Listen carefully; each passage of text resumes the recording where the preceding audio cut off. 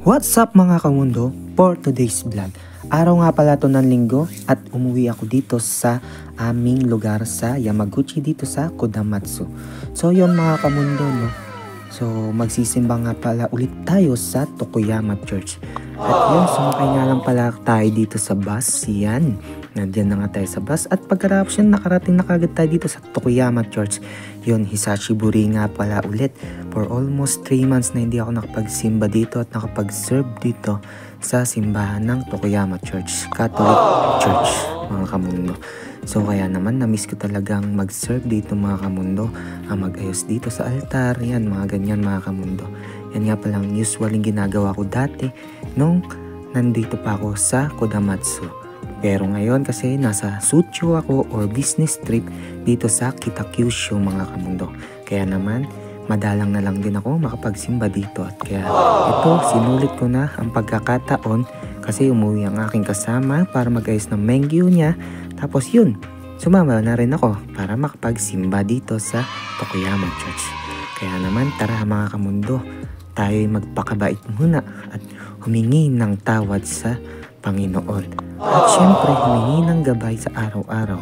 Sobrang dami nga ng mga nangyari sa akin nitong mga nakaraang araw mga kamundo ay talagang sobrang nakaka-stress talaga. At sa mga nangyari talaga, yun, pinagdasal ko na dito mga kamundo. Kaya naman, nagpapasalamat ako sa Panginoon kasi pinayagan niya akong makadalo uli dito sa kanyang munting tahanan dito sa Tokuyama Church mga kamundo. At yun, tapos na nga ang ating misa mga kamundo. Yan, tarong napakasaya, nakakagalak ng puso at parang na-refresh ang buong pagkatao mo nung nakapagsimba ulit dito mga kamundo. At yan, syempre, wala ang picturean mga kamundo. Yan, nagpicture-picture nga lang pala kami dyan mga kamundo. At yun, tapos na misa.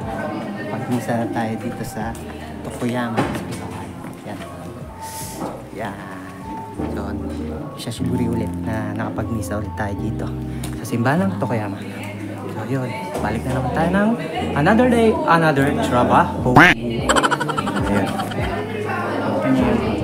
Nasa yun na. Bye-bye. Mamay ka na. Hello. Boy tayo lang first. Boy na tayo. Fortunately, dili. Come guys, we are preparing the food. Hello, tita. Naguluri. Wow, what's that? Wow, is that chicken? Chicken? Chicken in a house?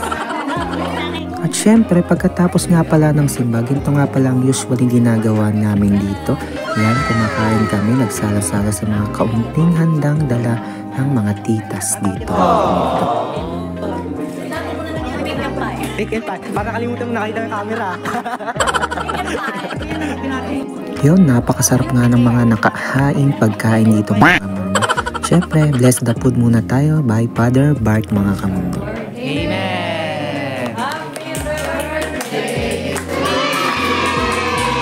At yun, ito na ang pinakahihintay ng lahat, ang tikimang time mga kamundo. So yun, kakain na kami. Ayan guys, kakain na po kami.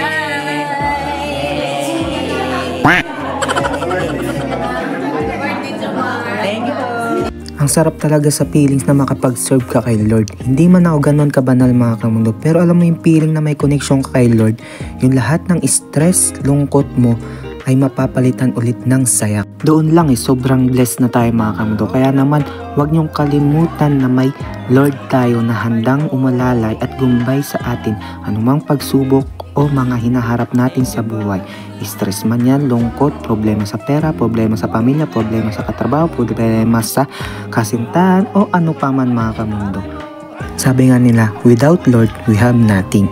Kaya naman magpatuloy lang tayong magtiwala sa Kanya mga kamundo. Siyempre, sabi nga nila, nobody's perfect mga kamundo. Kaya naman kung umabot ka sa video kong to, maraming salamat sa inyong panonood. Yun lang. Hi, Chane!